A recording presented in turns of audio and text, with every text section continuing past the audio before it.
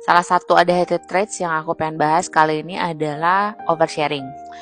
Oversharing ini aku baru belajar bagaimana untuk menghandle itu sekarang, karena memang penting banget ya. Jadi buat teman-teman yang sekarang sudah mulai merasa, kok gue kayaknya punya ciri-ciri ADHD gitu, dan lain-lain, lebih baik cari bantuan untuk segera didiagnosa dengan lebih tegak. Jadi jangan sampai jatuh ke self-diagnosa.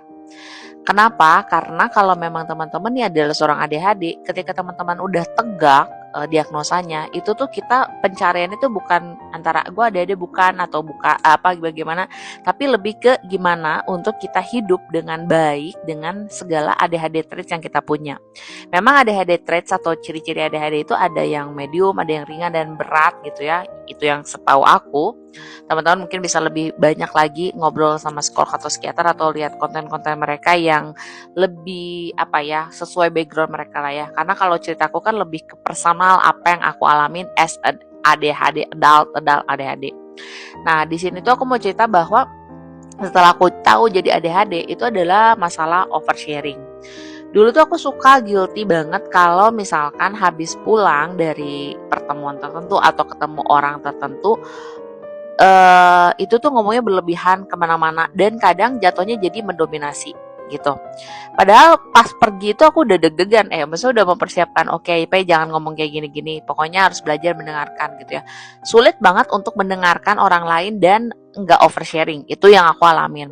Sampai hari ini pun seperti itu. Tapi aku ngelihat progres, balik lagi sebagai seorang ADHD aku pengen lihat adanya progres, bukan sekedar cuman blaming myself terus kayak oh yaudah gue memang oversharing bla bla bla gitu, tapi cari solusinya dan aku menemukan banyak hal yang ternyata ngebantu aku. Salah satunya yang banget itu adalah ternyata aku perhatiin kalau aku tuh asal jangan lebih dari 30 menit ngobrol sama orang itu biasanya nggak oversharing. Tapi kalau udah kelamaan lebih dari sejam, jadi kayak topik yang harus sudah dibahasnya habis, itu biasanya aku jadi oversharing. Nah, disinilah butuh ketegaran kita dan ketegasan kita untuk kayak membatasi ngobrol sama orangnya selama 1 jam aja atau periode waktu. Jadi teman-teman, ini menurut cara aku aja ya, coba teman-teman perhatiin di menit keberapa nih kamu udah mulai oversharing. Biasanya makin grogi kita sama orang tersebut atau semakin kagok kita sama orang, kita akan semakin oversharing. Sebenarnya kalau misalkan kita oversharingnya sama orang-orang yang suportif, yang sayang sama kita, rasa bersalah itu mungkin perlu dikurangin gitu ya. Karena walaupun gak punya ADHD, beberapa orang aku perhatiin juga ada yang oversharing karena memang kebutuhan dia tidak didengarkan, mungkin